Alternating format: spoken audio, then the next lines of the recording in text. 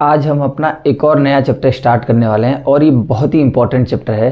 जो आज का वीडियो मैं ये पढ़ा रहा हूँ इसमें से एक क्वेश्चन तो 100% आना ही आना है। बहुत फेवरेट टॉपिक है किसी भी कॉमर्स से रिलेटेड कॉम्पिटिटिव एग्ज़ाम्स की अगर आप बात करोगे तो यहाँ से सवाल आपको देखने को मिलेगा ही मिलेगा। लास्ट चैप्टर हमने डेप्रिसिएशन का पढ़ा था। आज जो चैप्टर मैं स्टार्ट करने जा रहा हूँ उस चैप्टर का नाम है rectification of errors. Rectification of errors. बहुत ध्यान से आप लोग आज का वीडियो पढ़ें। ये श्योरिटी है कि लगभग एक सवाल तो आपको रेक्टिफिकेशन ऑफ एरर्स से देखने को मिलेगा ही मिलेगा। ठीक, ये जो हमारा चैप्टर है ये 2 वीडियोस में ख़त्म होगा, लेकिन इम्पॉर्टेंट पोर्शन की अगर आप बात करोगे मेरे से तो आज वाला है पहला वाला। इसमें क्या है ज़्यादा, आज हम सिर्फ टाइप्स ऑफ एरर्स पर बात करेंगे। कितने टाइप के एरर्स होते हैं और कितने तरीके के उसके क्लासिफिकेशन है, इस पे हम आज बात करने वाले हैं। कल हम बात करेंगे कि एरर्स को कैसे सही किया जाए, क्या जर्नल एंट्रीज होती हैं, किस तरीके से एरर्स को सही किया जाता है, इस पे हम बात कल रखेंगे। ऐसा कहीं नहीं है कि कल वाले लेक्चर से सवाल नहीं आते। 2 ही तरीके के सवाल हैं इस चैप्टर में। आइदर कौन सा टाइप ऑफ एरर है, सेकेंड कि उस एरर को कैसे सही करेंगे। तो बस इतने ही टाइप के क्वेश्चंस इस चैप्टर से होते हैं। इस चैप्टर को अच्छे से पढ़ने के लिए आपको जर्नल, लेजर, सब्सिडियरी बुक्स, इन सभी की अच्छी जानकारी होना बहुत ज़रूरी है। डायरेक्ट नहीं होता है ये चैप्टर। इसके बाद जो नेक्स्ट चैप्टर हमारा होगा बिल्स ऑफ एक्सचेंज, उसके बाद हमारा एक बहुत ही इंपॉर्टेंट चैप्टर जिसको कहते हैं फाइनल अकाउंट्स। तो इस तरीके से हम कहानी आगे को बढ़ा रहे हैं। तो रेक्टिफिकेशन ऑफ एरर्स से स्टार्ट करता हूँ। रेक्टिफिकेशन ऑफ एरर्स में भी आज हम पढ़ने वाले हैं टाइप्स ऑफ एरर्स। ठीक, मैं आपको टाइप्स ऑफ एरर्स बहुत ध्यान से और बहुत समझ के ये चैप्टर पढ़ना, समझ के पढ़ने वाले सवाल ज़्यादा आते हैं इसमें। अगर मैं टाइप्स ऑफ एरर्स की बात करूं तो बेसिकली हमारे पास 2 ही टाइप के, अगर मेजर क्लासिफिकेशन करेंगे तो 2 टाइप के एरर्स होते हैं। एक एरर है आपका error of principle, error of principle, ठीक, और एक हो जाता है क्लेरिकल एरर्स, क्लेरिकल एरर्स। एक है एरर ऑफ प्रिंसिपल। क्या होते हैं इसकी कहानी को आगे हम पढ़ेंगे थोड़ी देर में। एरर ऑफ प्रिंसिपल के साथ साथ एक है क्लेरिकल एरर्स। क्लेरिकल एरर्स फिर फर्दर 3 टाइप के हुआ करते हैं। एक error of omission, error of omission. Error of omission एक क्लेरिकल एरर है। ठीक, एक एरर आप पढ़ेंगे compensating error, compensating error. Compensating error भी क्लेरिकल एरर है। उसके बाद एक आप पढ़ेंगे error of commission,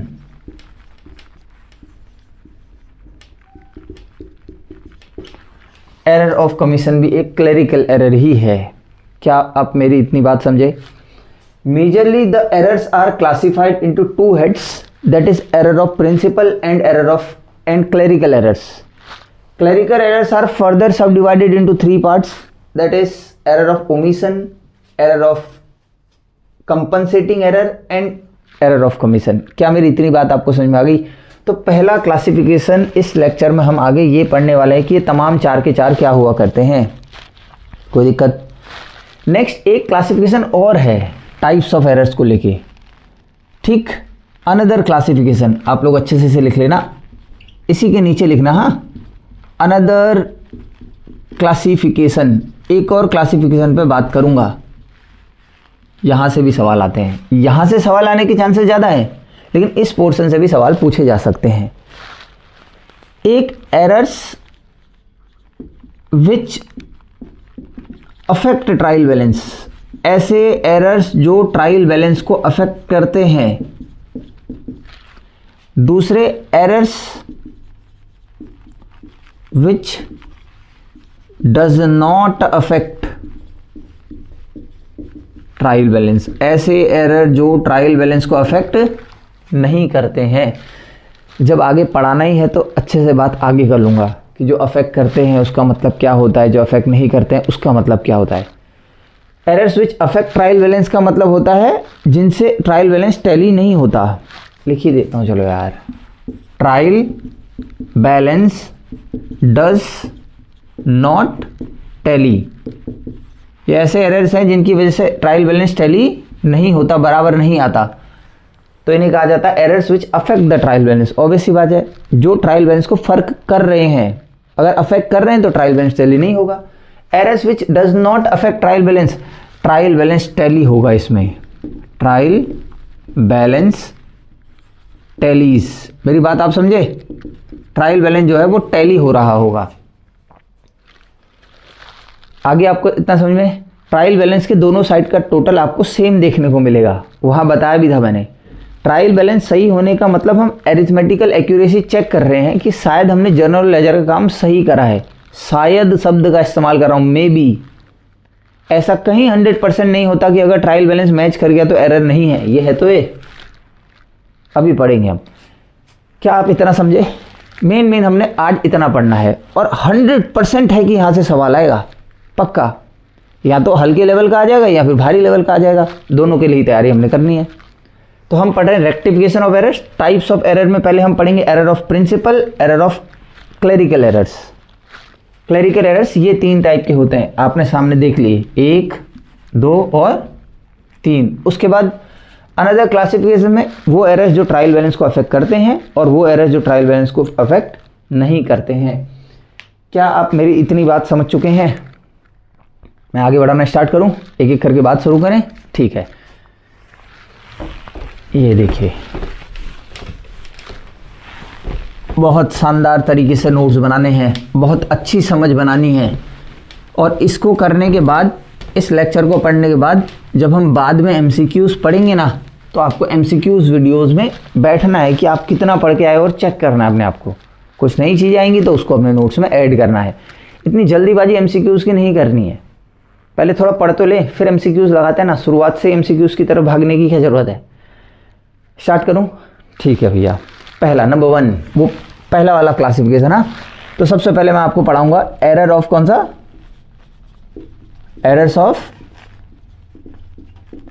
principal. Principal को कहते हैं सिद्धांत, सैद्धांतिक एरर है। मतलब आपने प्रिंसिपल ही गलत चुन लिया, मतलब आपके जो कॉन्सेप्ट थे वही खराब थे। ठीक है, मैं इस पर कुछ लिखना शुरू करूं? ठीक है, बात करते हैं। पहले लिख देते हैं फिर समझाता हूं, आप भी जरूर लिखना। When some fundamental principle of accounting, when some fundamental principle of accounting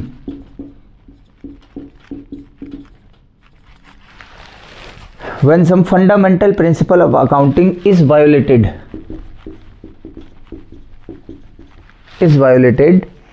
while recording a transaction, while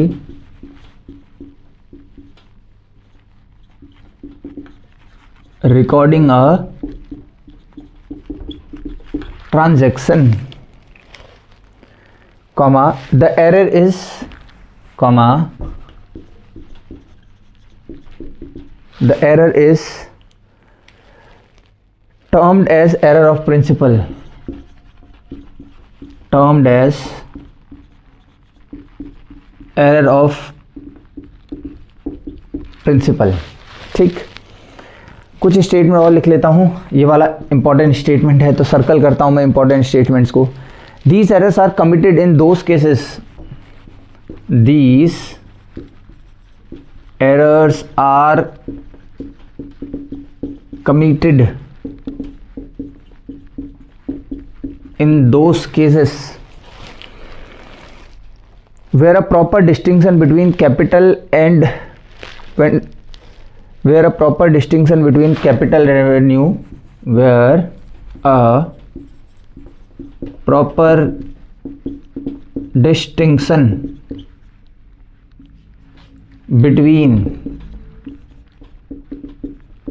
capital and revenue items is not made, items is not made, full stop। That is that is a capital expenditure is treated as revenue expenditure. A capital expenditure is treated as revenue expenditure and vice versa. Lecture थोड़ा सा लंबे इसीलिए होते हैं क्योंकि मुझे लिखना पड़ रहा है। डिजिटल बोर्ड वाला सिस्टम होता तो टिक टिक करके हम भी आगे बढ़ जाते। ज़बरदस्ती ज़्यादा समय नहीं लगा रहा हूँ मैं, लेकिन आप लोग भी लिखो। एक तो पूरा पूरा लिखो, एक फिर इसमें शॉर्ट नोट्स बनाओ। लास्ट में रिवाइज कैसे करेंगे वो शॉर्ट नोट्स मैं भी आपको लास्ट में प्रोवाइड कराऊंगा। तो ये रहा आपके सामने एरर ऑफ प्रिंसिपल। अब बात थोड़ा सा और अच्छे से इसमें होगी, ठीक है। आगे को चलो मैं लिख देता हूँ। शॉर्ट नोट्स कैसे बनेंगे मैं आपको बताता हूँ। आप एरर ऑफ प्रिंसिपल में कुछ मत लिखो। अगर मैं शॉर्ट नोट्स बना रहा होता एक बार बात कर लेते हैं, तो ऐसा कुछ भी नहीं लिखता मैं डायरेक्ट ये लिखता। when an capital expenditure is treated as revenue expenditure, when an capital expenditure is treated as revenue expenditure, अभी एग्जांपल दूंगा फिर समझाऊंगा। when a revenue expenditure is treated as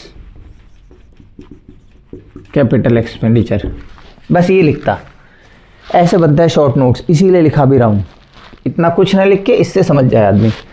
start करता है एरर ऑफ प्रिंसिपल। देखो error of principal वो error है जिसमें आप कोई भी एक प्रिंसिपल वायोलेट कर रहे हो। प्रिंसिपल ही गलत लगा दिया, कॉन्सेप्ट ही गलत है आपके। लिखता है when some fundamental principle of accounting is violated, जब आपने कोई फंडामेंटल प्रिंसिपल अकाउंटिंग का वायोलेट कर दिया है while recording a transaction, the error is termed as error of principle। बेकार सी बात थी, यहां से अच्छे से पढ़ो। देखो कैसे पता चलेगा कि आपने कोई प्रिंसिपल को वायोलेट करा है। अगर आप रेवेन्यू एक्सपेंडिचर को कैपिटल एक्सपेंडिचर मान लें या फिर कैपिटल एक्सपेंडिचर को गलती से रेवेन्यू एक्सपेंडिचर मान ले, तो प्रिंसिपल गड़बड़ा नहीं गया, प्रिंसिपल वायोलेट हो गया भैया। रेवेन्यू एक्सपेंडिचर मानना था, आप कैपिटल एक्सपेंडिचर मान लिया गलती से। कैपिटल एक्सपेंडिचर मानना था, रेवेन्यू एक्सपेंडिचर। आप पिक ही नहीं कर पाए कौन सा एक्सपेंडिचर है। 1.5 घंटे की क्लास हमने अलग से ली है रेवेन्यू और कैपिटल एक्सपेंडिचर पे, ताकि वो प्रिंसिपली तो आप लोग समझ सको। जब अकाउंटिंग करो तो बिल्कुल सही करो। तो यही लिख रहा है, दीज एरर्स आर कमिटेड। ये एरर्स तब होते हैं in those cases where a proper distinction, जहां पे हम प्रॉपर डिस्टिंक्शन नहीं कर पाते between capital and revenue items is not made. जहां पर आप कैपिटल और रेवेन्यू आइटम्स में एक प्रॉपर डिस्टिंक्शन नहीं कर पाते हो। That is a capital expenditure is treated as revenue expenditure. आपने एक कैपिटल एक्सपेंडिचर को रेवेन्यू एक्सपेंडिचर मान लिया एंड वाइस वर्सा, और उल्टा ऐसा हो गया। लिखा है when capital expenditure is treated as revenue expenditure, error of principle. या when revenue expenditure is treated as capital expenditure, error of principle. ये कहानी समझ में आई? क्या पढ़ा अभी तक? एरर ऑफ प्रिंसिपल, जब कोई फंडामेंटल अकाउंटिंग प्रिंसिपल आप लोग वायोलेट कर जाओ। दूसरा, जब एक रेवेन्यू एक्सपेंडिचर और कैपिटल एक्सपेंडिचर में डिस्टिंक्शन अच्छे से ना कर पाओ। रेवेन्यू को कैपिटल मान लो, कैपिटल को रेवेन्यू मान लो। ये बातें नहीं समझ में आएंगी जब तक कुछ बेहतर एग्जाम्पल नहीं लिए जाएंगे। समझ में आया आपको? कुछ बेहतर एग्जाम्पल लेते हैं और बात को समझना स्टार्ट करते हैं, ठीक। एरर ऑफ प्रिंसिपल के एग्जाम्पल पे मैं बात कर रहा हूँ, ठीक है। पहला एग्जाम्पल, आप क्या करना, ये जो मैं पहला एग्जाम्पल दे रहा हूँ उसको इसके नीचे लिखना है एग्जैक्ट। दूसरा एग्जाम्पल एग्जैक्ट इसके नीचे लिखना, क्योंकि पहला एग्जाम्पल ये वाला है, दूसरा एग्जाम्पल ये वाला है। मेरे पास जगह नहीं है तो मैं वहाँ यूज़ कर रहा हूँ। एग्जाम्पल नंबर 1 आपके सामने मैं लिखता हूँ। Purchase of furniture is treated as ordinary purchase.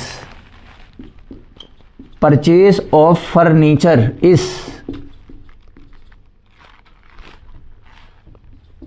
Treated as ordinary purchase. क्या खरीदा? फर्नीचर, और उसे क्या मान लिया? ऑर्डिनरी। बोल रहा है purchase of furniture is treated as ordinary purchase. Furniture खरीदा लेकिन उसे ऑर्डिनरी परचेज मान लिया। फर्नीचर खरीदा तो सही एंट्री पता है क्या होनी चाहिए थी? फर्नीचर एक कैपिटल एक्सपेंडिचर है तो फर्नीचर डेबिट होना चाहिए था। 2, अगर कैश में खरीदा तो कैश आ जाता, उधार में खरीदा तो नाम आ जाता। अच्छा क्या लिखते हैं नाम? जिससे मैंने खरीदा है, जिसने मुझे दिया है, उसे कहते हैं सप्लायर। याद है? सप्लायर्स अकाउंट आ जाता। क्या आपको मेरी बात समझ में आ रही है? ये सही होना था, आपने इसे ऑर्डिनरी परचेज मान लिया, गलत। ये देखो गलत, आपने इसे खर्चा मान लिया, खर्चा। आपने इसे एक्सपेंस के नाम से डेबिट कर दिया। किस नाम से? ये एक्सपेंस था ही नहीं, आपने कुछ भी परचेज ऑफ फर्नीचर को एक्सपेंसेस अकाउंट डेबिट कर दिया यहाँ पे। टू वही कैश या सप्लायर। दिख रहा है तक? गलती कहां पे हुई? आपने मानना था फर्नीचर कैपिटल एक्सपेंडिचर होना चाहिए था शायद, लेकिन आपने उसे ऑर्डिनरी एक्सपेंस मान के रेवेन्यू एक्सपेंडिचर मान दिया, तो गलती नहीं हुई? यही तो है, when capital expenditure is treated as revenue expenditure. मेरी बात आपको समझ में आई? अब अगर आप आगे को मेरी बात समझना चाहते हो तो बीच बीच में थोड़ी सी छोटी छोटी बातें आगे वाले के लिए भी पढ़ाते रहूंगा। तो एक बात बताओ, फर्नीचर डेबिट होना था, कैश या सप्लायर क्रेडिट होना था? डेबिट कौन हुआ? एक्सपेंडिचर और कैश, और ये क्रेडिट हो गया। गलती हो गई, ऐसा होना था, ऐसा हो गया, गलती हो चुकी है। लेकिन इस केस में ट्रायल बैलेंस टैली करेगा। अरे एक अकाउंट डेबिट हुआ, मान लो 50,000 से डेबिट हुआ, और 50 से ही क्या हो गया, तो अब कौन से लेजर में आएगा मुझे बताओ? एक लेजर बनेगा ना यहाँ पे, यही एक्सपेंस का लेजर नहीं बनेगा? इसमें डेबिट हो जाएगा कितने हजार से, फिर कौन सा क्रेडिट बनेगा? मान लेते हैं कैश, उसमें कितने से क्रेडिट हो जाएगा? डबल एंट्री सिस्टम कहता है जितने का डेबिट हो उतने का ही कोई दूसरे अकाउंट में क्रेडिट हो। क्या डेबिट क्रेडिट हो गए? अगर डेबिट क्रेडिट सेम है, जर्नल में सेम थे, लेजर में सेम है, तो ट्रायल बैलेंस में भी तो सेम होंगे। इसके नीचे जब आप ट्रायल बैलेंस बनाओगे ना, तो यहां भी ऐसा ही होगा, एक एक्सपेंस आ जाएगा और एक कैश। 50,000 यहां, 50,000। ट्रायल बैलेंस में ये गलती नहीं आएगी। आया? क्योंकि दोनों ही तरफ गलती हो गई ना, दोनों तरफ गलत है तो ट्रायल बैलेंस मैच करेगा, लेकिन गलती जरूर होगी। तो error of principle trial balance को अफेक्ट नहीं करते हैं, ये बात मैं प्रूफ करा रहा था। यहां तक दिख रहा है ना साफ? तो पहला एग्जांपल आप लोग समझे, इसके नीचे लिखना है। क्या लिखा मैंने? Purchase of furniture is treated as ordinary purchase. Furniture खरीदा, आप लोगों ने उसे ऑर्डिनरी परचेज मान लिया, तो ये आपने गलत मान लिया। ये कैपिटल एक्सपेंडिचर था और आप कौन सा समझ गए? Revenue expenditure. मेरी इतनी बात समझ में आई? इसी के नीचे एक और लिखना है, इसी के नीचे, हाँ ये वाला एग्जाम्पल नंबर 2 भी इसी के नीचे है। जब आप कैपिटल एक्सपेंडिचर को रेवेन्यू एक्सपेंडिचर मानेंगे। Amount spent on extension of building, बिल्कुल सही। Amount spent on extension of building.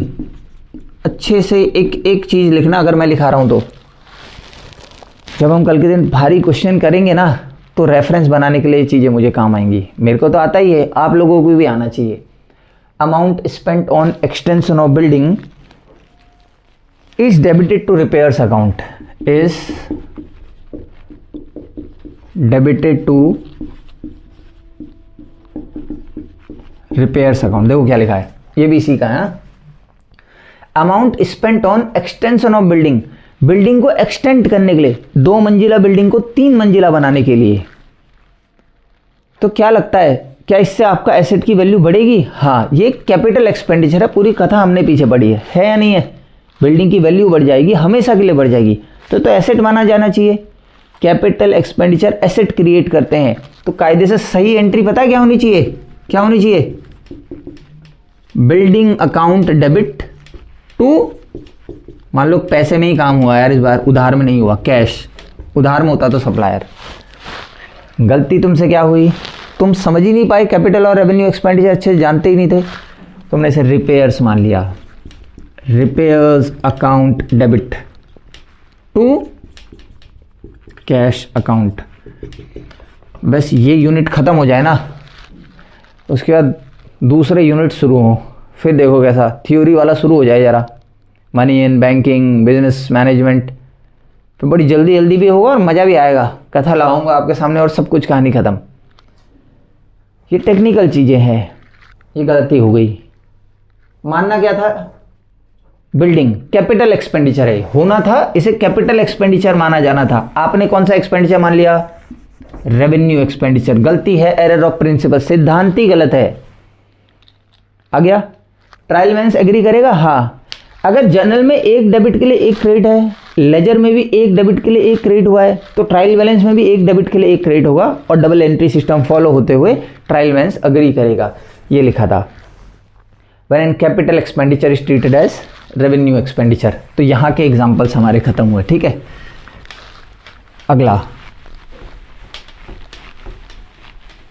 इधर के एग्जाम्पल्स, दिक्कत नहीं लेनी है, शॉर्ट वीडियोस भी देखने को मिलेंगे, 20-20 मिनट में भी चैप्टर खत्म होने को मिलेगा, लेकिन समय आएगा सेकंड फेज में। पहले फेज में मैं ये काम नहीं कर सकता, सबको लेकर चलना हमने। इसके एग्जांपल्स, जब एक रेवेन्यू एक्सपेंडिचर को क्या मान लिया जाए गलती से, capital expenditure. Amount spent on repairs of a old machinery, इसके नीचे लिखना आपकी बार, amount spent on repairs of a old machinery is debited to repairs account, is debited to repairs account। देखो, amount spent on repairs of a old machinery, एक old machinery का repair कराया, तो क्या एंट्री होनी चाहिए थी, repairs account debit to cash account. Repair माना जाना चाहिए था, रेवेन्यू एक्सपेंडिचर माना जाना चाहिए था। किसी मशीन के रिपेयर करने से उसकी वैल्यू थोड़ी ना बढ़ती है। मैं अपनी बाइक की सर्विस अगर हर महीने करा के आ रहा हूँ, तो क्या उससे मेरी बाइक की कीमतें बढ़ जाएंगी क्या, उसकी ओरिजिनल कॉस्ट में बढ़ावट आ जाएगी क्या, नहीं। तो ये रेवेन्यू एक्सपेंडिचर होना चाहिए था, ऐसा सही होना चाहिए था, सही। Amount spent on repairs of a old machinery is debited to, गलत लिख दिया, amount spent on repairs of a old machinery is debited to machinery account. कहां डेबिट कर दिया, amount spent on repairs of a old machinery. Repair हुआ है तो ऐसा होना था, लेकिन आपने जबरदस्ती, आपको प्रिंसिपल ही समझ में नहीं आया, आपने कहा मशीनरी की ही वैल्यू बढ़ गई। मशीनरी अकाउंट डेबिट टू कौन सा अकाउंट, कैश अकाउंट। ये क्या हो गया, आपने इसे क्या मान लिया, कैपिटल एक्सपेंडिचर, जो कि बिल्कुल गलत था। तो वायोलेट हुआ नहीं हुआ, ये इसके अंदर आ जाएगा। अब की बार आपने एक रेवेन्यू एक्सपेंडिचर को क्या मान लिया, कैपिटल एक्सपेंडिचर। इसे कहते हैं एरर ऑफ प्रिंसिपल। क्या मैं आगे के क्लासिफिकेशन के लिए भी यहां से एक बेस तैयार करता हुआ चलूं, नोट बना के इसके नीचे लिखना। ये एरर ट्रायल बैलेंस को अफेक्ट करेगा या नहीं करेगा, नहीं करेगा। This error does not affect the trial balance. ये एरर ट्रायल बैलेंस को अफेक्ट नहीं करेगा। मतलब इस केस में ट्रायल बैलेंस आपको कैसे मिलेगा, टैलीड मिलेगा, ठीक। In this case trial balance is tallied. Trial balance आपको टैलीड मिलेगा, बिल्कुल बराबर बराबर दोनों साइड मिलेंगी, क्योंकि एक डेबिट के लिए एक क्रेडिट तो हुआ ना, लेकिन गलत अकाउंट डेबिट हो गया शायद यहाँ, क्योंकि प्रिंसिपल ही नहीं पता चला आपको। क्या आपको एक एरर समझ में आया, मज़ा आना चाहिए इसमें। अब आपको लगेगा कि पुरानी चीज़ें जितनी बेहतर से आदमी पढ़ के आया होगा ना, शुरुआत में देखा जब जनरल एंट्री में पढ़ा रहा था तो बहुत बोरिंग था मेरे लिए भी सेक्शन। अब मज़ा आएगा धीरे धीरे जैसे हम यहाँ से आगे को बढ़ेंगे। तो उम्मीद कर रहा हूँ कि मैं आपको पहला एरर समझा पाया। अब आगे को बढ़ते हैं, 1 मिनट रुक जाते हैं, हाँ ठीक है। तब तक रिवाइज करते हैं थोड़ा सा। पहले क्लासिफिकेशन में बताओ कितने टाइप के मेजर हैं। पहला क्या हो गया, एरर ऑफ प्रिंसिपल। दूसरा क्लरिकल एरर्स। क्लरिकल एरर्स के अंदर कितने एरर हैं, 3। पहला एरर ऑफ ओमिशन, अगला कमीशन, अगला कंपनसेटिंग एरर्स, ठीक है।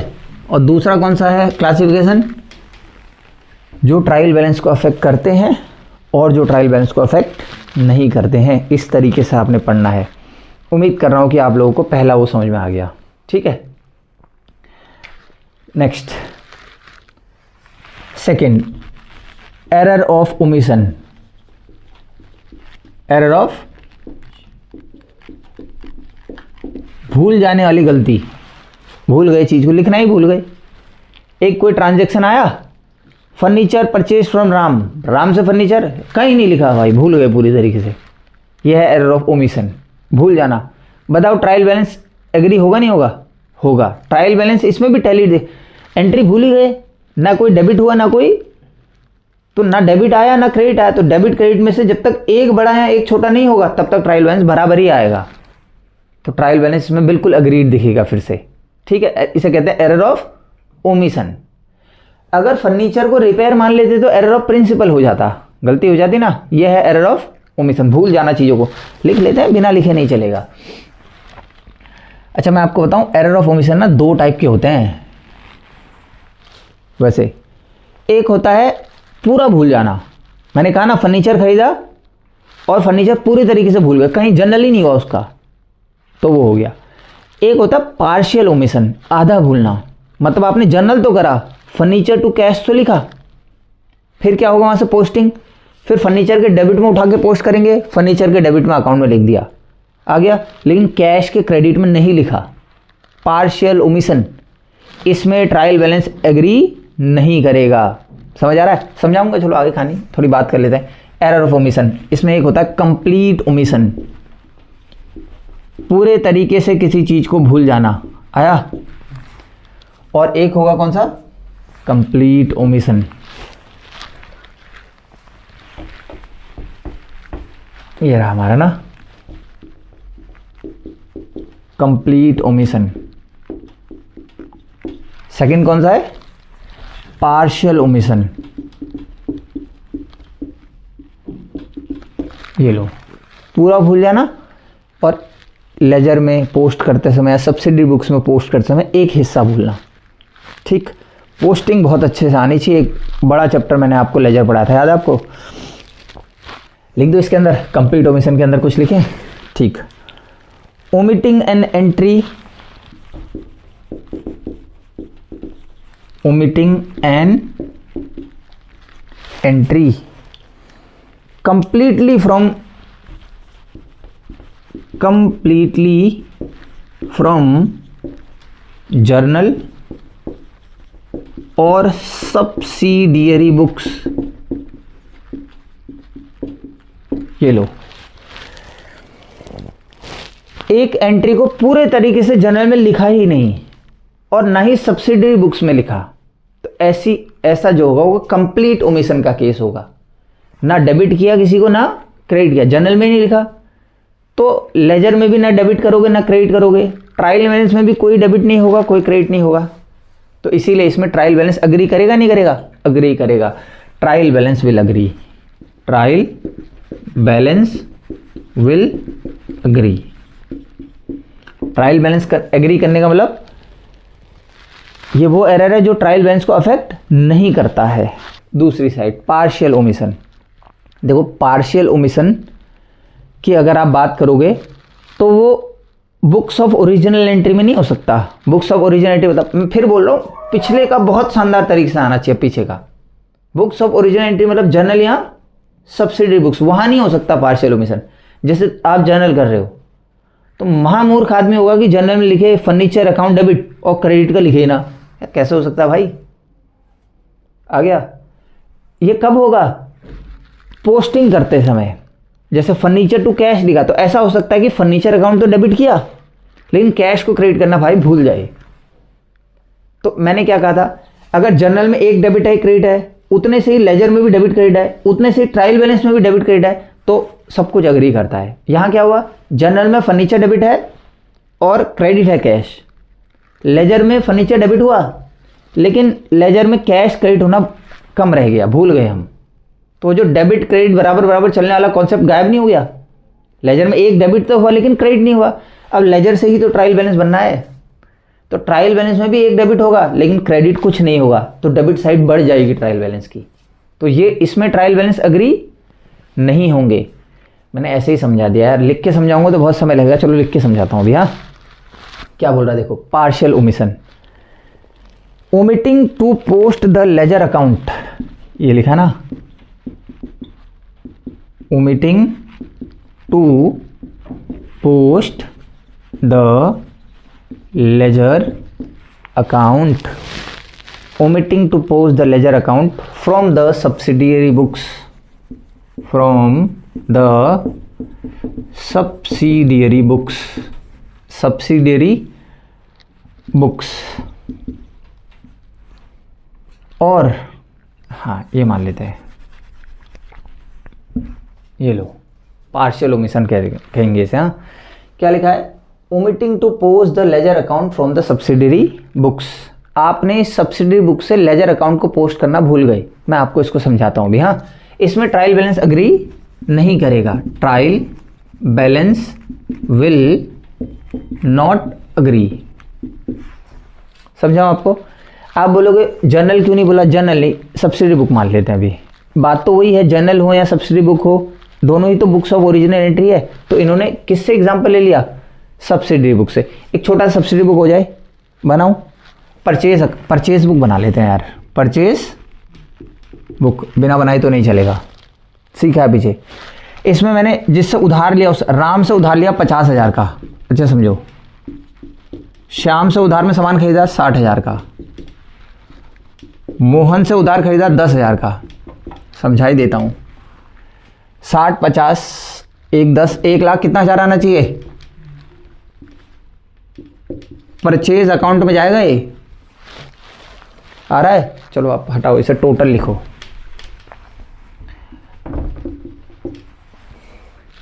मैंने आपको सब्सिडियरी बुक से पोस्टिंग सिखाई थी। हाँ, क्या होगा पता है, ये जो टोटल है परचेज बुक का, ये परचेज अकाउंट में डेबिट हो जाएगा, याद है, यहां पे लिख रहा हूं। हाँ, उसी एग्जाम्पल का परचेज अकाउंट आज कितने से डेबिट होगा मुझे बताओ, 1,30,000 से। जिसने पीछे का नहीं पढ़ा है वो इसे भी ना पढ़े, क्या करेगा, पढ़ गया वो, आ गया। परचेज अकाउंट 1,30 से डेबिट हो जाएगा।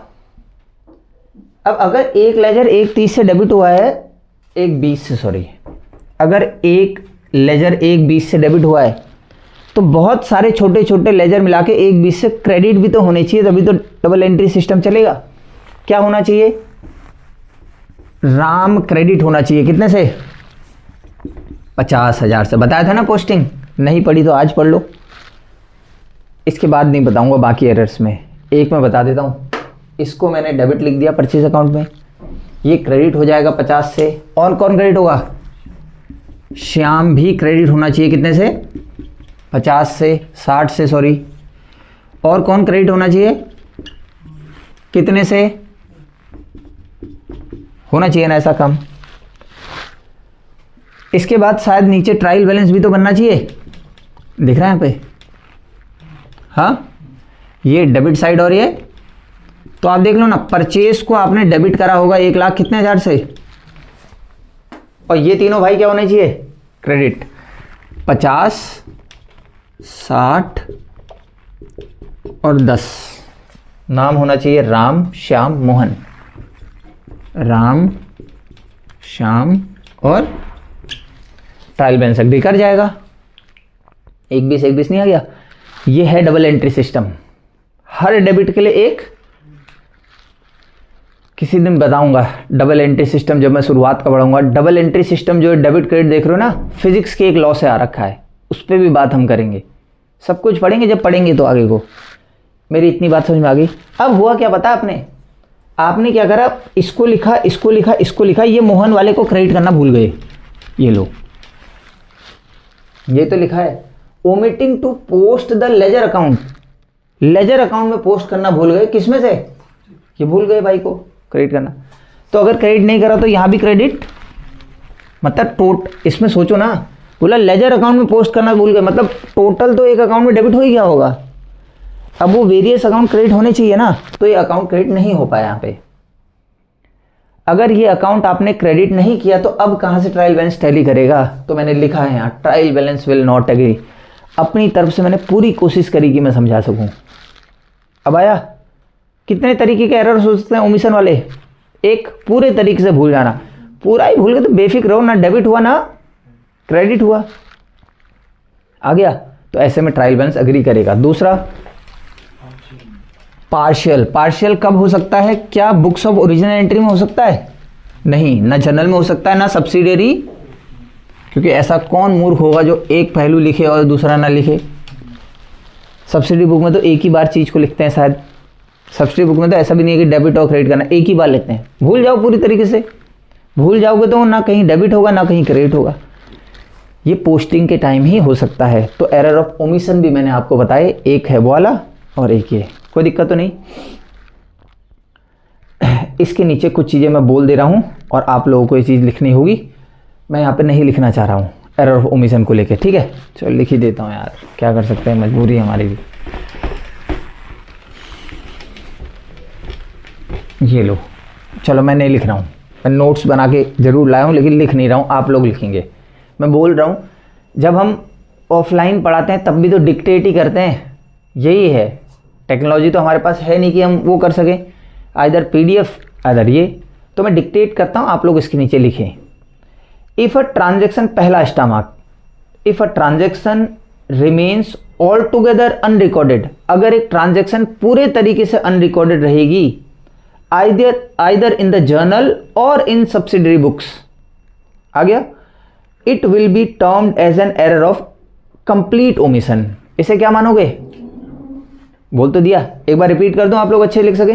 If a transaction remains all together unrecorded, अगर एक ट्रांजेक्शन ऑल टुगेदर अनरिकॉर्डेड है, either in the journal or in subsidiary books, it will be termed as an error of omission. इसे error of omission कहा जाएगा, complete omission, sorry, पूरे तरीके से भूल गए ना। Such an error will not affect the agreement of trial balance, ऐसा एरर ट्रायल बैलेंस के एग्रीमेंट को अफेक्ट नहीं करेगा। ये भी लिख लिया होगा, उम्मीद कर रहा हूं आपने, ठीक। अगला स्टामार्क बनाना और ऊपर से लिखना ICAI मॉड्यूल, जैसे मैं लिखता हूं। ICAI मॉड्यूल क्या कहता है समझो।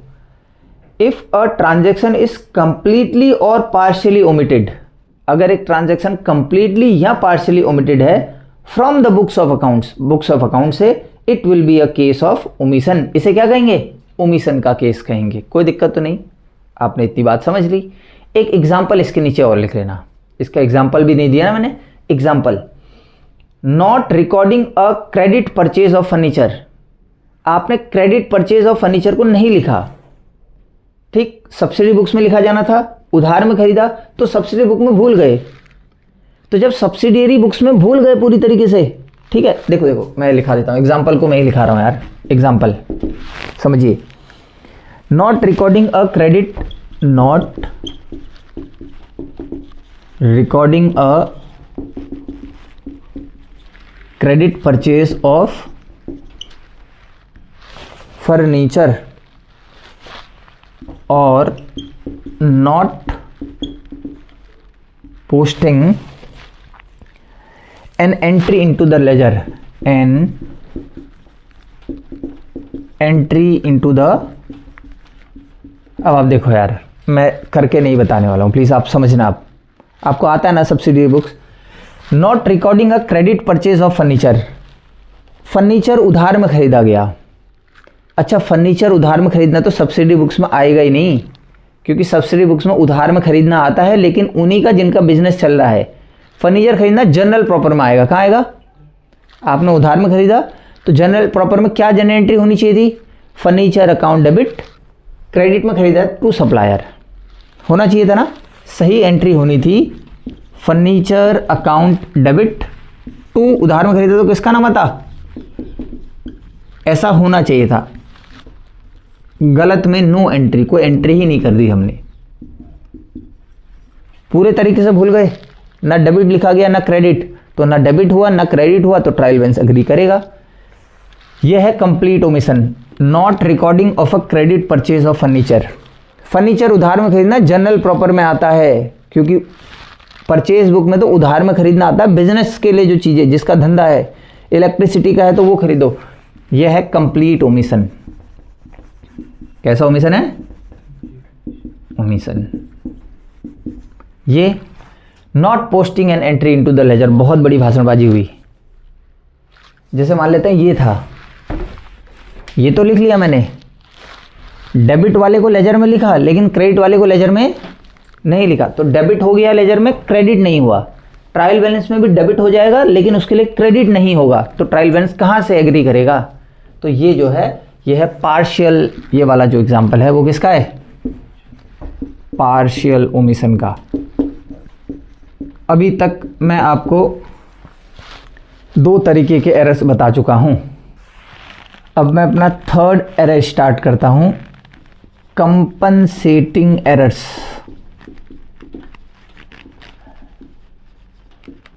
भरपाई करने वाला error.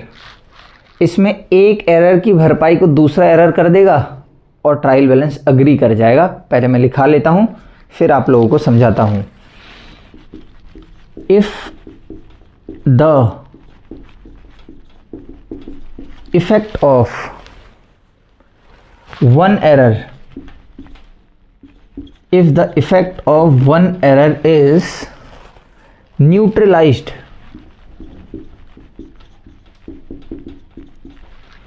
if the effect of one error is neutralized by the effect of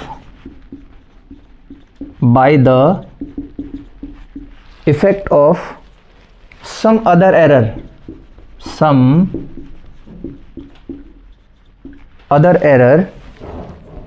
such errors are called compensating errors.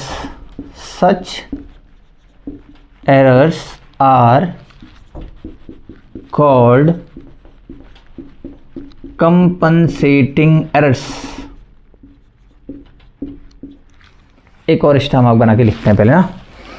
Example है ये इसका, और इसी को मैं आप लोगों को आगे एक्सप्लेन करूंगा। Example, while posting to the debit side of the Anil's account, while posting to the debit side of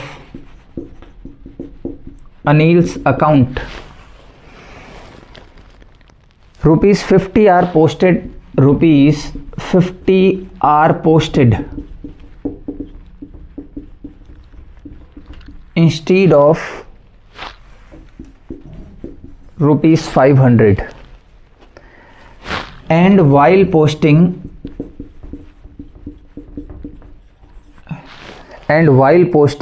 on the debit side of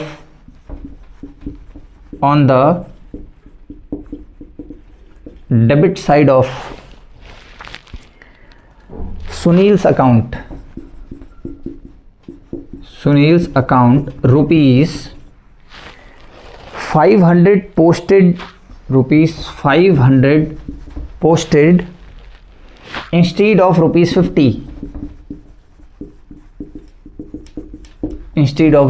50, इसे देखिए आप लोग। क्या है compensating error? Is the effect of one error, अगर एक error का effect neutralise कर दिया गया, खत्म कर दिया गया, by the effect of some other error. एक गलती हुई और उस गलती का जो इफेक्ट है उसको दूसरी गलती से हम लोगों ने सही कर दिया, अगर उसके इफेक्ट को न्यूट्रलाइज अगर दूसरी गलती करके कर दिया, दो एरर कर दी हमने इसमें, such errors are called compensating errors. ये समझ एग्जाम्पल से आएगा। लिखा है if the effect of one error, एक एरर का इफेक्ट न्यूट्रलाइज कर दिया गया by the effect of some other error, किसी दूसरे एरर के इफेक्ट से। मतलब एक एरर किया, उसका जो भी इफेक्ट पड़ा उसको न्यूट्रलाइज कर दिया एक और गलती करके, हमने दूसरी गलती से पहले वाले के इफेक्ट को न्यूट्रलाइज कर दिया। Such errors are called compensating errors. ऐसे एरर्स को कंपनसेटिंग एरर्स कहते हैं। ये रहा इसका एग्जाम्पल, जिसे अब मैं डिटेल में समझाऊंगा और तब ये कहानी समझ में आ जाएगी। स्टार्ट करें। While posting to the debit side of Anil's account, तो अब मैं न्यूमेरिकली ये एग्जाम्पल आपको समझाता हूं, वहां से ये एरर आपको अच्छे से क्लियर हो जाएगा। देखिए हमने दो जर्नल एंट्री करी। एक जर्नल है Anil's account debit to furniture account 500 रुपये, ये सही एंट्री है। हाँ, दूसरा है Sunil's account debit to machinery account, यहाँ 50 रुपये है, ये भी एक सही एंट्री है।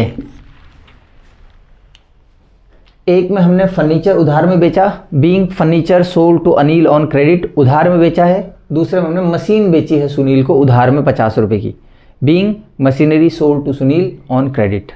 उम्मीद कर रहा हूँ इतना समझ गए, बेचे हैं तभी तो दोनों क्रेडिट आए हैं। यहाँ कोई एरर नहीं है, ये बिल्कुल सही करा आपने। एरर अब होगा, ये देखिए लेजर बनेंगे ना अब ऐसे करके, अच्छे से आप लोग इन चारों के चार लेजर्स को देखिएगा। ये लो, एक लेजर बनेगा अनिल का, शायद अनिल्स अकाउंट। एक लेजर बनेगा फर्नीचर का, फर्नीचर्स अकाउंट। एक लेजर आपका इसके बाद बनेगा सुनील का, सुनील्स अकाउंट। एक लेजर आपका इसके बाद बनेगा मशीनरी अकाउंट का। मेरी इतनी बात समझ में आई? Anil, furniture, Sunil, machinery. अनिल भाई साहब को 500 से डेबिट होना था, यहाँ गलती होगी इसलिए सर्कल कर रहा हूँ। अनिल को आपने मात्र 50 से डेबिट कर दिया, पहली गलती हो गई। फर्नीचर 500 से क्रेडिट होना था, फर्नीचर 500 से क्रेडिट हुआ है, ये बिल्कुल सही आपने लिखा है। एक गलती हो गई, ये कंपनसेटिंग एरर नहीं है, ये है एरर ऑफ कमीशन। आगे पढ़ोगे, अगर आप कभी कोई गलत अमाउंट लिख देते हो ना, गलत अमाउंट आपने देखो 500 के बदले 50 से इसे डेबिट कर दिया, गलत अमाउंट से अगर आप डेबिट करेंगे तो इसे एरर ऑफ कमीशन माना जाता है। याद रखो, थोड़ा बहुत आगे पढ़ेंगे। कंपनसेटिंग कब होगा? जब आपने एक गलती करी लेकिन इस गलती के इफेक्ट को दूसरी गलती से न्यूट्रलाइज कर दिया। दूसरी गलती इस गलती का जो इफेक्ट है उसको नलीफाई कर देगी, इसकी भरपाई करेगी। देखो अभी करती है। अब इस एंट्री में सुनील भाई को 50 रुपये से डेबिट होना था, गलती से आपने सुनील भाई को 500 से डेबिट कर दिया। मैं फिर इसे सर्कल कर रहा हूं, ये गलती हो गई। मेरी बात आपको समझ में आ रही है? और मशीन को क्रेडिट होना था 50 रुपये से, मशीन को आपने ठीक तरीके से 50 से ही क्रेडिट किया। एक गलती यहां हुई, 500 के बदले 50 से डेबिट हो गया। एक गलती यहां हुई, 50 के बदले 500 से डेबिट हो गया। तो देखो यहां 500 डेबिट होना था लेकिन यहां सिर्फ 50 डेबिट हुआ है, यानी कि 450 कम लिखा है यहां डेबिट में। यहां भैया 50 लिखना था लेकिन यहां लिख दिया आपने 500, यानी कि यहां 450 ज्यादा लिख दिया डेबिट साइड में। दिख रहा है आपको? तो किसी एक लेजर में डेबिट साइड में 450 की कमी हुई थी गलती की वजह से, किसी एक और लेजर में गलती से आपने 450 रुपये बढ़ा दिए, तो माइनस प्लस खत्म नहीं हो गया। एक जगह 450 कम लिखे, एक जगह 450 रुपये बढ़ा दिए गलती से। दोनों ही गलती हैं, एक गलती ने, ये दूसरी गलती ने पहली गलती के इफेक्ट को न्यूट्रलाइज कर दिया। ट्रायल बैलेंस अग्री करेगा, अभी देखना। इसको कहते हैं कंपनसेटिंग एरर्स, भरपाई करने वाला एरर। ठीक है, बना के दिखाऊं ट्रायल बैलेंस आपको? ट्रायल बैलेंस देखिए, डेबिट क्रेडिट। ये अनिल कितने रुपए से? 50 से अनिल। जल्दी जल्दी लिखता हूं। फर्नीचर कितने से क्रेडिट? 500 से फर्नीचर क्रेडिट। नेक्स्ट, सुनील कितने से डेबिट? 500 से है सुनील डेबिट। और मशीनरी कितने से क्रेडिट है? 50 से है मशीनरी क्रेडिट।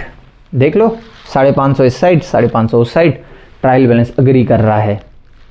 नोट बना के इसके नीचे लिख लेना, मैं नहीं लिख रहा हूं। Trial balance will agree in this case. इस केस में ट्रायल बैलेंस जो है वो अच्छे से आपका अग्री होता हुआ आपको दिखेगा। उम्मीद कर रहा हूं आप लोग कंपनसेटिंग एरर समझ पाए। एक गलती के इफेक्ट को दूसरी गलती न्यूट्रलाइज कर देगी, खत्म कर देगी उसके इफेक्ट्स को, और ट्रायल बैलेंस मैच हो जाएगा। ऐसे एरर को हम कंपनसेटिंग एरर कहते हैं। मेरी बात आप लोग समझे? यही कहानी है। लेकिन अगर सिर्फ अमाउंट गलत लिखा गया होगा तो कंपनसेटिंग एरर नहीं होगा। हाँ, वो पता है कौन सा एरर होगा? उस एरर की अगर आप मेरे सामने बात करोगे तो वो होगा एरर ऑफ कमीशन। अमाउंट गलत लिखने वाले एरर को एरर ऑफ कमीशन कहते हैं। अब मैं एरर ऑफ कमीशन की तरफ को बढ़ने जा रहा हूं, जो थोड़ा एक टेढ़ा सा एरर है, मतलब बहुत सारी चीज़ें उसमें हैं। और जब आंसर भी देते हैं ना हम, तो सबसे ज़्यादा एरर ऑफ कमीशन ही निकलता है। आप ऐसे भी पढ़ सकते हो, मैं आपको थोड़ा समझा देता हूँ। कि आप आंसर कैसे लगाएंगे। एरर ऑफ कमीशन, बहुत ध्यान से मेरी बात सुनना। पहला था एरर ऑफ प्रिंसिपल, अगर रेवेन्यू एक्सपेंडिचर को कैपिटल मान लिया, कैपिटल को रेवेन्यू मान लिया तो एरर ऑफ प्रिंसिपल सीधा है। एरर ऑफ ओमिशन, कहीं कुछ भूल गए दिख रहा है, एरर ऑफ ओमिशन। एक के इफेक्ट को दूसरे ने न्यूट्रलाइज कर लिया, ये भी साफ साफ दिख रहा है, ये कंपनसेटिंग एरर। इसके अलावा कुछ भी हो इसके अलावा सब एरर ऑफ कमीशन में डाल देने हैं। समझ आया आपको? ऐसे एमसीक्यू लगाने हैं, जब मैं कराऊंगा तब बताऊंगा। 1 2 3 बताए, सीधे साफ है। प्रिंसिपल रेवेन्यू एक्सपेंडिचर में, ओमिशन भूल जाना, आइदर पार्शियली भूलो या फुली भूल जाओ। तीसरा, अगर आपने ये कंपनसेट हो गया, एक की भरपाई दूसरे से हो गई, इसके अलावा सब कमीशन। आपने गलत अमाउंट लिख दिया, कमीशन। आया समझ में? आपने टोटल करने में गलती कर दी, कमीशन। ये तमाम चीज़ें कमीशन में आएंगी। तो मैं एरर ऑफ कमीशन थोड़ा सा आपको लिखा देता हूँ। थोड़ी बड़ी कहानी भी इसकी है, क्योंकि अलग अलग लोग अलग अलग इसके बारे में बात करते हैं, तो बहुत ड्रामा भी करता है एरर ऑफ कमीशन कहीं ना कहीं। ठीक है, स्टार्ट करते हैं। पहले मैं एरर ऑफ कमीशन में एनसीईआरटी का ही एक स्टेटमेंट आपके सामने रखने जा रहा हूँ। बहुत ध्यान से इस वाले सेक्शन को समझे। अगर मैं ज़रूरी बोल रहा हूँ तो ज़रूरी है भी ये। These are the errors, these are the errors which are committed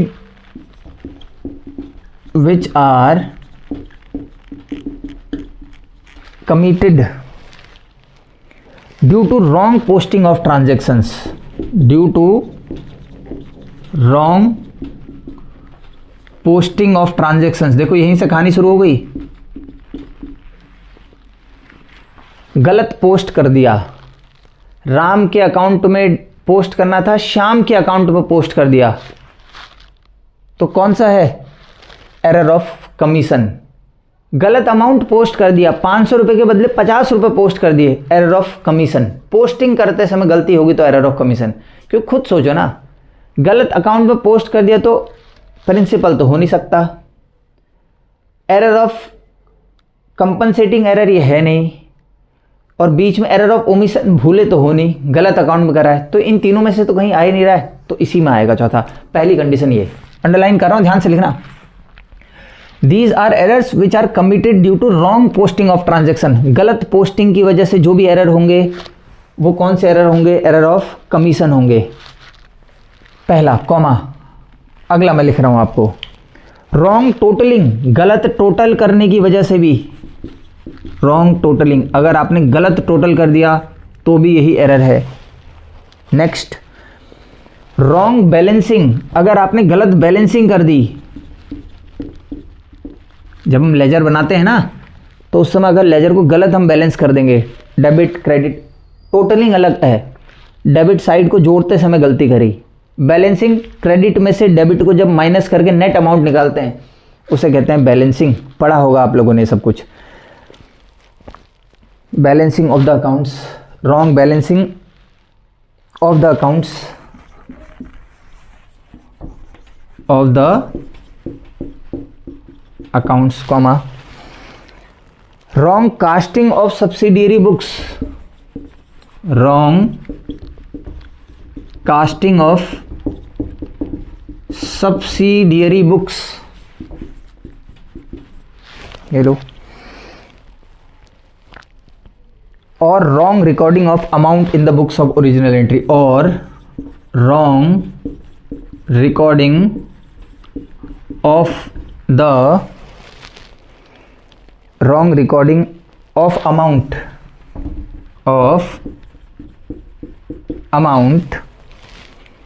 in the books of original entry, in the books of original entry। ये तमाम अभी मैं एक लिस्ट भी बनाऊंगा, सारे के सारे। आप एक काम करना, आप ऐसे करके 1 2 3 करके इनको लिख लेना, ताकि आपको याद रहे। मैंने आपको कहा तो उन तीनों को छोड़कर, उन तीनों के बारे में समझ आ गई, उनको छोड़ के जो भी है वो सब कुछ एरर ऑफ कमीशन में है। बता रहा है कौन कौन सा। पहला, रॉन्ग पोस्टिंग ऑफ ट्रांजैक्शन, गलत अकाउंट में पोस्ट कर दिए या गलत अमाउंट पोस्ट कर दिया तो कमीशन ही है। नेक्स्ट, एक करके वहाँ लिखना इसके नीचे। रॉन्ग टोटलिंग, गलत जोड़ देना, अगला रॉन्ग बैलेंसिंग, डेबिट में से क्रेडिट माइनस करके जो बैलेंस कर, गलत बैलेंस कर देना, कमीशन है। Wrong casting of subsidiary books, subsidiary books को गलत कास्ट करना, ये भी क्या है आपका एरर ऑफ कमीशन है। उसके बाद रॉन्ग रिकॉर्डिंग ऑफ अमाउंट, ये तो बहुत जरूरी है। गलत अमाउंट अगर रिकॉर्ड कर दिया, मैं बार बार बता रहा था, रॉन्ग रिकॉर्डिंग ऑफ अमाउंट, दिमाग में बैठा लो, अगर गलत अमाउंट लिख दिया, भले जर्नल में लिखो, लेजर में लिखो, कहीं भी लिखो, तो वो हो ही जाता है error of commission. Wrong recording of amount in the books of original entry, इन सभी को आप एरर ऑफ कमीशन कहेंगे। ये लास्ट वाला भी बहुत इंपॉर्टेंट है, बड़ा आसान है, मैं तो बहुत आसानी से क्लासीफाई कर लेता हूँ। एरर ऑफ प्रिंसिपल मैंने पढ़ा, कंपनसेटिंग पढ़ा, जब तक भरपाई ना हो तब तक कंपनसेटिंग नहीं होगा, और एक मैंने आपके सामने पढ़ा ओमिशन, भूल जाना। इसके अलावा जो भी होगा वो सब कुछ यही तो होगा। उम्मीद कर रहा हूँ कि आप समझ गए। इसके नीचे 1 2 3 4 5 6 7 करके इसको अच्छे से बना लेना। तो ये डेफिनेशन NCERT ने दी, इतना आ गया ना आपको। अगर अमाउंट गलत लिखा जाता है तो भी कौन सा एरर होगा, यही एरर होगा जो हम पढ़ रहे हैं, जिसका नाम है एरर ऑफ कमीशन। अब मैं एक स्टेटमेंट ICAI मॉड्यूल का भी लिखा देता हूँ इसी से रिलेटेड। मैं सारे के सारे क्यों लिखा रहा हूँ, ताकि कुछ भी छूटे ना हमारा, ठीक है। ICAI मॉड्यूल भी वही बात कर रहा होगा जो NCERT ने करी, उसके बाद DK गोयल भी वही बात करेगा जो NCERT ने करी, लेकिन मैं सभी आपको लिखा रहा हूँ ताकि हर एक में अगर थोड़ा सा भी डिफरेंस हो, लैंग्वेज डिफरेंस हो, तो वो आप समझ सके। ये एरर ऑफ कमीशन किसे कहता है, ICAI module. If an amount is posted, if an amount is posted in the wrong account, in the wrong account, अभी मैंने आपको बताया भी था, अगर गलत अकाउंट में एक अमाउंट को पोस्ट कर दिया गया है तो वो एरर ऑफ कमीशन है। Next, it is written on the wrong side, अगर गलत साइड लिख दिया, it is written on the wrong side, मतलब यह है कि आपने लेजर में पोस्टिंग करी, मशीनरी अकाउंट में करनी थी, मशीनरी में ही करी, सही अकाउंट में पोस्टिंग करी, लेकिन उसके गलत साइड कर दी, डेबिट के बदले क्रेडिट में कर दी, तब भी एरर ऑफ कमीशन है, क्योंकि पिछले 3 तो दिख ही नहीं रहे ना। प्रिंसिपल की तो कोई गलती नहीं है इसमें, कंपनसेट ये हुआ नहीं है, भूले आप हो नहीं, तो एरर ऑफ कमीशन ही तो है। नेक्स्ट, लेकिन कमीशन से ही अलग सवाल आ सकता है, 4 बोलेगा बताओ इनमें से कौन एरर ऑफ कमीशन नहीं है, तो वो वाला निकालना आना चाहिए। हाँ, इसीलिए सारे कमीशन के आपको पार्ट्स पढ़ने हैं। पहला, अगर गलत पोस्टिंग होगी गलत अकाउंट में। दूसरा, अगर सही अकाउंट के गलत साइड पोस्टिंग होगी। तीसरा, द टोटल्स आर रॉन्ग, अगर आपने टोटलिंग में कभी गलती कर दी, the totals are wrong, totalling में अगर आपसे कभी गलती हो गई है तो। Next, a wrong balance is struck, a wrong balance is struck, ठीक। The totals are wrong, a wrong balance is struck, आपने गलत बैलेंस निकाल दिया। टोटल करना अलग है, बैलेंसिंग करना अलग है, अभी समझाया था। जब डेबिट में से क्रेडिट को माइनस करते हैं नेट अमाउंट, इसे कहते हैं बैलेंसिंग करना। It will be a case of error of commission, बिल्कुल ये एरर ऑफ कमीशन है। It will be a case of error of commission, तो ये बोल रहा है ये सभी के सभी एरर ऑफ कमीशन माने जाएंगे, बिल्कुल ठीक। DK गोयल भी एक छोटा सा स्टेटमेंट लिखता है इसको लेकर, उसे भी मैं आपको लिखा देता हूँ, बोर होने की ज़रूरत नहीं है, लेकिन सभी इंपॉर्टेंट है इसलिए मैं लिखा रहा हूँ। ये तो सिंपल बोलता है, ये वही रॉन्ग अमाउंट वाले की बात करता है। अगर गलत अमाउंट लिखा गया है तो वो एरर ऑफ कमीशन है। If a wrong amount is entered, if a wrong amount, ये देखो, if a wrong amount is entered, अगर एक रॉन्ग अमाउंट मैंने एंटर करा, either in the journal, either in the journal or in subsidiary books, ये बोलता है error of commission तब है जब आपने एक गलत अमाउंट लिख दिया, चाहे जर्नल में लिखा हो चाहे सब्सिडरी बुक्स में लिखा हो। गलत अमाउंट मतलब एरर ऑफ कमीशन, ये भी मैंने आपको बता दिया था। ये एग्जाम्पल भी देता है इस पे। हाँ, एक sale of goods to Ram on credit, sale of goods to Ram on credit for ₹420, for ₹420 has entered in the journal, has entered in the journal as ₹240। ये देखो, sale of goods to Ram on credit, Ram को उधार में सामान बेचा 420 रुपए का, लेकिन वहां जर्नल में लिख दे 240 रुपए, अमाउंट गलत है, तो ये एरर ऑफ कमीशन है। उम्मीद कर रहा हूं कि एरर ऑफ कमीशन आप लोग बहुत अच्छे से समझ चुके हैं। मेरी इतनी बात आपको समझ आ गई? ठीक है भैया। इतना करने के बाद ना मैं एक ICAI मॉड्यूल की स्लाइड भी लगा रहा हूं। ये ICAI मॉड्यूल की स्लाइड बहुत ही इंपॉर्टेंट स्लाइड है। मैं चाहता हूं कि आप सभी लोग इसको ड्रॉ करें अपने नोटबुक में। ठीक, तो देखिए स्लाइड में क्या है। ऊपर एरर्स लिखे हैं, सबसे लेफ्ट साइड में एरर ऑफ प्रिंसिपल लिखा गया है। ठीक है, उसके बाद क्लरिकल एरर्स लिखे हैं 3, error of omission, error of commission और कंपनसेटिंग। बताया था कंपनसेटिंग एरर में लिख रहा है ट्रायल बैलेंस अग्री होगा। एरर ऑफ प्रिंसिपल में भी लिख रहा है ट्रायल बैलेंस अग्री होगा। एरर ऑफ ओमिशन में 2 हिस्से खींच लिए इसने, दिख रहा है आपको। पहला एरर ऑफ ओमिशन में पहला क्या लिखा है, omission an entry completely from the books, पूरी तरीके से भूल गए तो ट्रायल बैलेंस अग्री होगा। Omitting to post the ledger account from the subsidiary books, subsidiary book से लेजर अकाउंट में लिखना भूल गए तो पार्शियल ओमिशन है, तो इसमें ट्रायल बैलेंस अग्री नहीं होगा। पीछे मैं पढ़ा के आया हूं। ये देखो error of commission, error of commission से नीचे लाइन खींची गई है।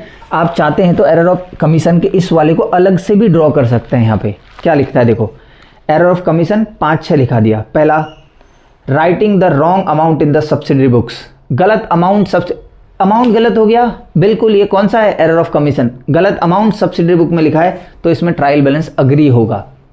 बताया तो था, गलत अमाउंट अगर सब्सिडरी बुक्स में लिख दोगे तो सब्सिडरी बुक्स ये ट्रायल बैलेंस अग्री हो जाएगा। इसको समझाने के लिए मेरे को थोड़ा सा समय लगेगा, कोशिश करते हैं अगले वीडियो में यहीं से शुरुआत कर दूंगा। ठीक, ये वीडियो वैसे ही बहुत लंबा हो चुका है। नेक्स्ट देखिए, और लिखा रहा है wrong casting of subsidiary books, subsidiary books को गलत जोड़ दिया आपने। Posting to the wrong amount in the ledger, गलत अमाउंट लेजर में पोस्ट कर दिया। Posting an amount on the wrong side, गलत साइड में एक अमाउंट पोस्ट करा। Wrong balance of an account, गलत बैलेंसिंग कर दी अकाउंट की। ये सभी में ट्रायल बैलेंस अग्री नहीं होगा, ये भी आपको पढ़ना है। पता चला इतनी कथा हमने पढ़ी और उसने पूछ दिया किसमें ट्रायल बैलेंस अग्री होगा या नहीं होगा। इस सरकारी पेपर एक एक क्वेश्चन बहुत इंपॉर्टेंट है, तो तमाम ये जो नीचे के लिखे गए हैं सभी में ट्रायल बैलेंस अग्री नहीं होगा, ये आपको समझना होगा।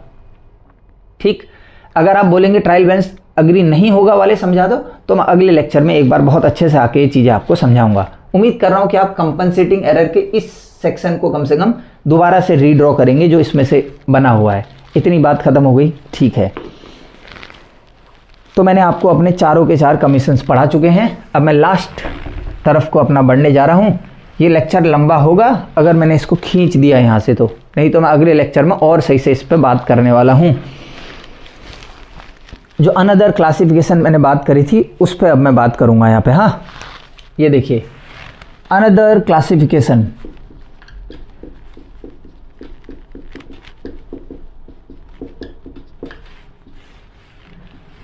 दो तरीके के क्लासिफिकेशन होते हैं, पढ़ा था ना आपने। पहला, एरर्स अफेक्टिंग ट्रायल बैलेंस, ऐसे एरर जिनकी वजह से ट्रायल बैलेंस में अफेक्ट पड़ता है, यानी कि ट्रायल बैलेंस अग्री नहीं होता है। और दूसरे, errors not affecting trial balance. ठीक, ट्रायल बैलेंस अग्री होता है इसमें, दोनों तरफ ट्रायल बैलेंस का टोटल बैलेंस अग्री होता है। मुझे बहुत डर है कि जो मैंने इससे पहले पढ़ा है उससे सवाल ना कि यहाँ से सवाल आ जाए, और ये चीज़ें हैं समझने वाली। अगर मैं एक एक पॉइंट को यहाँ से उठा के समझाऊंगा ना तो 1 घंटा लग जाएगा। आप लोगों को पहले ही बताया गया है, अगर जर्नल में डेबिट और क्रेडिट दोनों सेम हुए हैं, लेजर में भी डेबिट और क्रेडिट दोनों सेम हुए हैं, तो ट्रायल बैलेंस अग्री करेगा। अगर कहीं डेबिट और क्रेडिट सेम नहीं हो पाए तो ट्रायल बैलेंस अग्री नहीं कर पाएगा। मेरी इतनी बात बहुत अच्छे से आप लोग सुनना। तो मैं इसी बात को बता रहा हूं अब आगे को, ठीक। मुझे डर है कि यहां से क्वेश्चन आ जाए और आप लोग गलत करके आ जाए तो बहुत बड़ी दिक्कत हो जाएगी। इसके 2 ही तरीके हैं, आइदर आप बिल्कुल आंख बंद करके रट्टा मान लो, आइदर आप समझो। तो अगर जो चीज़ मैं यहाँ पे स्किप कर दूंगा ना अभी समझाना, उसको आप घर में नोटबुक लिखें और उस पर एक एक एग्जाम्पल लिख के जरूर देखें कि यार एग्री करेगा नहीं करेगा, अग्री करेगा नहीं करेगा। नहीं आता तो बताओ क्वेरी में, कमेंट में लिखो। मैं नेक्स्ट, आप लोगों को अगर यहाँ पे कोई दिक्कत आएगी तो आप कमेंट्स में लिखें, मैं नेक्स्ट वीडियो में इसे अच्छे से कवर करूँगा, एक एक एग्जाम्पल आपको दूंगा, भले ही समय लग जाए कोई दिक्कत नहीं। तो मैं कुछ लिखा रहा हूँ। Number 1, wrong casting. नंबर 2, ये मैं वो लिख रहा हूँ जिसमें ट्रायल बैलेंस अग्री नहीं होता है, posting to the wrong side, posting to the wrong side. 3rd, posting of wrong amount, posting of wrong amount. ये कौन से हैं जिसमें ट्रायल बैलेंस अग्री नहीं होता? Number 4th, omission of posting, omission of posting of one side, of one side of an entry. Number 5th, double posting in a single account, double posting in a single account. Number 6th, errors of totaling, errors of totaling and balancing of accounts in the ledger।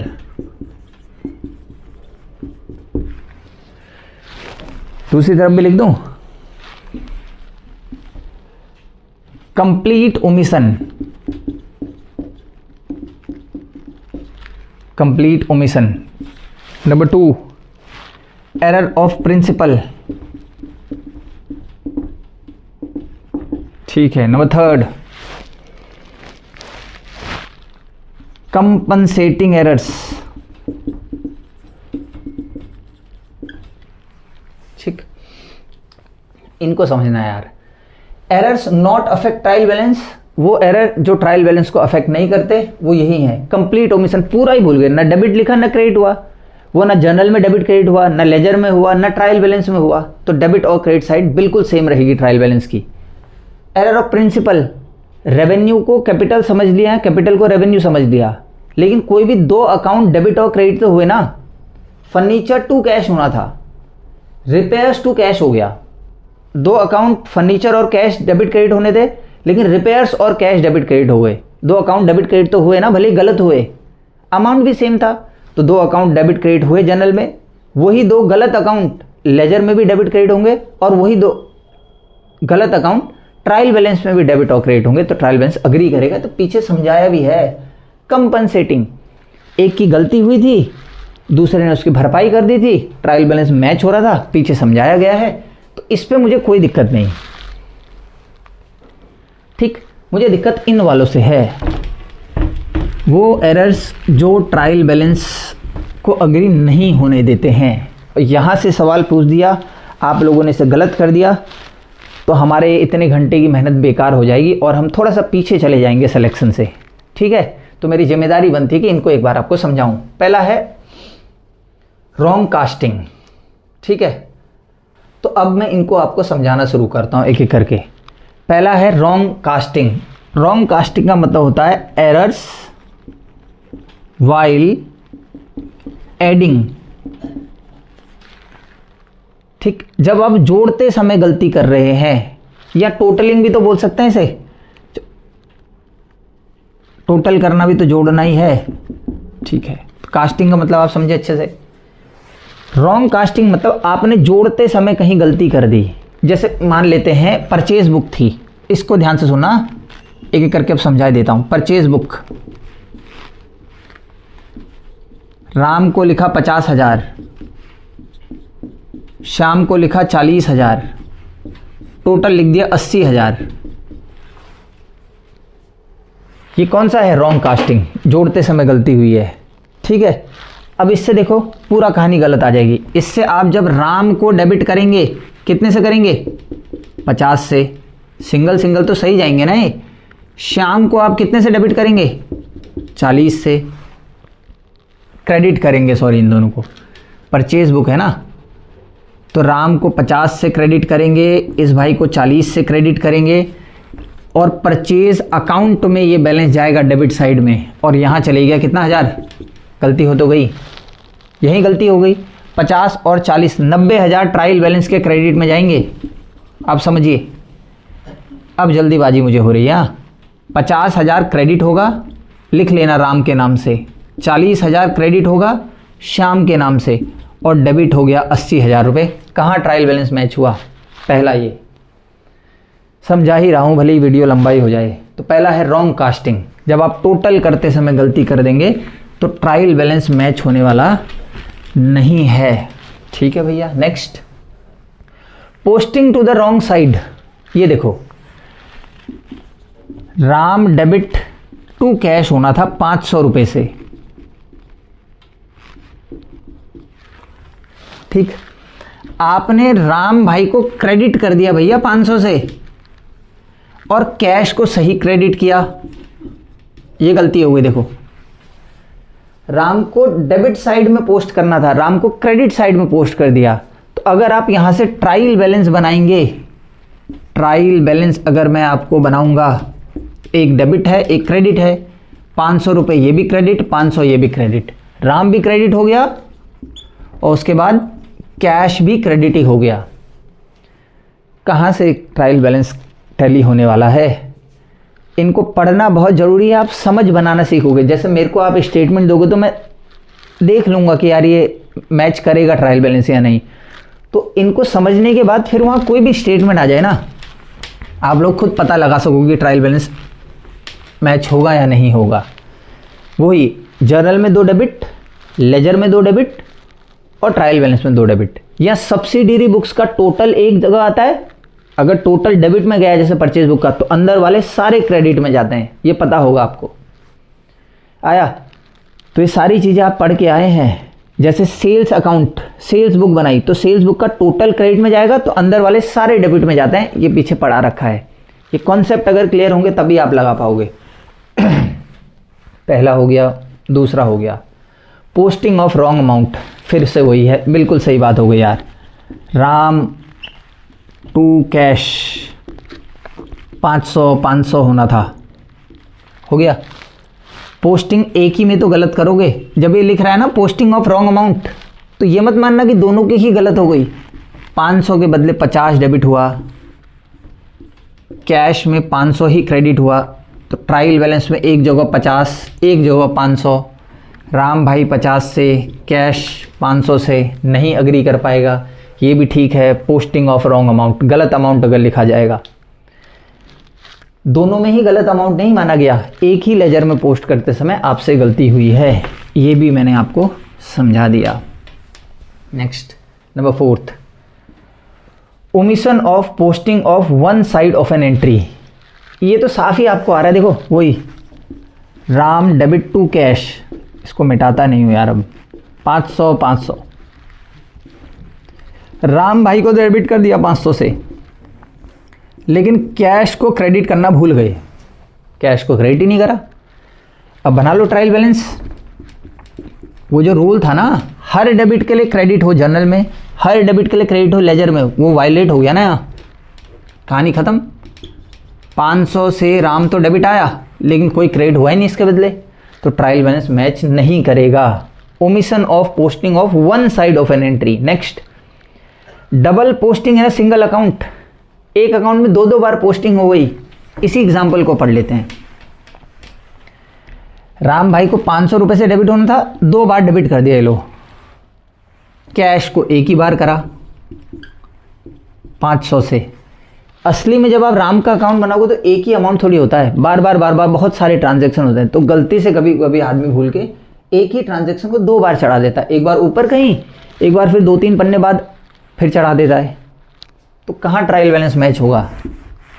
Ram भाई 1000 से debit हो जाएंगे, cash 500 से credit हो जाएगा। आपको दिख रहा है? हालांकि कैश का बैलेंस 500 नहीं आ सकता, क्रेडिट बैलेंस नहीं होता कैश का, मैं जानता हूँ इतना, या आप भी जानते हैं, मैंने पढ़ाया भी है आपको। लेकिन एग्जाम्पल काल्पनिक है एक, समझ आ रहा है आपको? कैश के बहुत सारे बैलेंस होंगे, लास्ट में तो डेबिट बैलेंस ही आएगा। उसी काल्पनिक एग्जाम्पल में ये क्रेडिट अभी आ रहा है। ये जस्ट आपको समझाने के लिए इसका रेफरेंस, उम्मीद कर रहा हूँ इतना आप समझ गए। Next, errors of totalling and balancing of accounts in the ledger. जब आप लेजर को टोटल कर रहे होते हैं, अब इसको मैं नहीं लिखा सकता।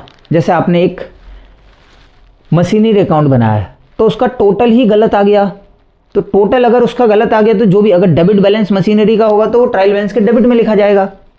टोटल करते समय, बैलेंस करते समय अगर वो टोटल गलत आ जाए तो अमाउंट गलत नहीं हो गया?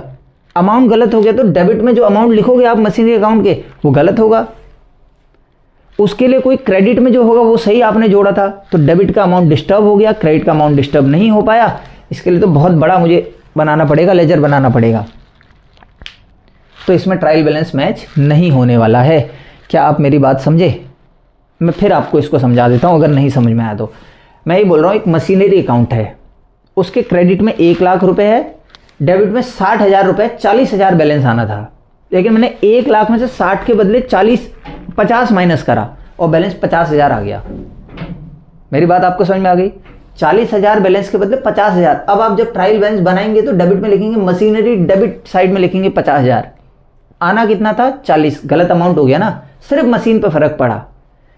इसके जो दूसरे क्रेडिट वाला है वो बिल्कुल सही अमाउंट होगा, तो इससे क्या होगा? डेबिट का बैलेंस 10,000 रुपये ज़्यादा आ जाएगा।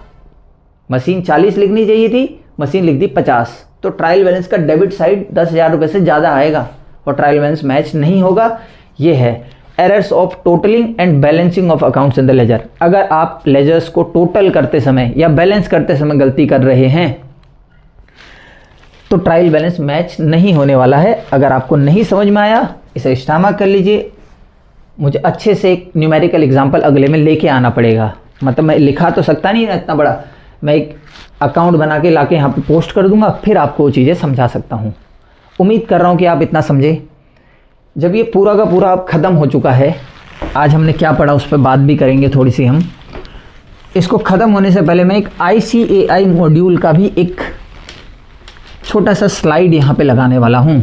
आपकी जिम्मेदारी है कि उस स्लाइड को आप लोग अच्छे से लिखें और लिखने के बाद आप उस स्लाइड को समझे भी बहुत अच्छे तरीके से, क्योंकि ये भी वही है। ICAI मॉड्यूल बताता है कौन से एरर्स ट्रायल बैलेंस को अफेक्ट करते हैं और कौन से एरर्स ट्रायल बैलेंस को अफेक्ट नहीं करते हैं। इसकी लिस्ट ICAI मॉड्यूल के अकॉर्डिंग भी मैंने लिखी है। वैसे कायदे से अगर दिमाग लगाने वाला आदमी हो ना तो ऐसे भी लगा सकता है कि यार जो अफेक्ट नहीं करते हैं वो तो 3 ही हैं। जैसे एक है error of omission, complete omission, second है एरर ऑफ प्रिंसिपल और थर्ड है एरर ऑफ कंपनसेटिंग एरर। ये 3 ट्रायल बैलेंस को अफेक्ट नहीं करते, बाकी सभी ट्रायल बैलेंस को अफेक्ट करते हैं। ऐसे करके आंसर लगाया जा सकता है, लेकिन ऐसे में आप फंस जाओगे। मैं फंसा ले जाऊंगा आपको जब MCQ कराऊंगा तो, क्योंकि कुछ एरर ऑफ कमीशन ऐसे होते हैं जिनमें ट्रायल बैलेंस मैच हो रहा होता है। वो स्टेटमेंट में फ़र्क पड़ता है, स्टेटमेंट कैसा है वो वाली बात से फ़र्क पड़ता है। तो आप तैयार रहें, कौन कौन से एरर्स ट्रायल बैलेंस को मैच नहीं होने देंगे। बहुत खतरनाक क्वेश्चन नहीं आएगा, लेकिन आप लोग इसे अच्छे से समझें। इसी के साथ हमारा आज का लेक्चर ख़त्म होता है। अपनी तरफ से मैंने पूरी कोशिश करी कि सारी चीज़ें बता सकूं। कुछ चीज़ अगर रह गई, कुछ एग्जाम्पल्स अगर मैंने इसमें कम दिए हैं तो मैं अगले लेक्चर में पक्का क्लियर कर दूंगा आपको। उम्मीद कर रहा हूँ सारी चीज़ें एक साथ ला के आपके सामने रखी हैं। उम्मीद कर रहा हूँ कि आपको बहुत अच्छे से समझ आया होगा। बहुत बड़ी वैकेंसी आपको देखने को मिलने वाली है, तो बहुत बेहतर तरीके से पढ़ें, अच्छा स्कोर करें और एक सिक्योरिटी लें ज़िंदगी में इस नौकरी को फटाफट से लेके। बहुत बहुत धन्यवाद।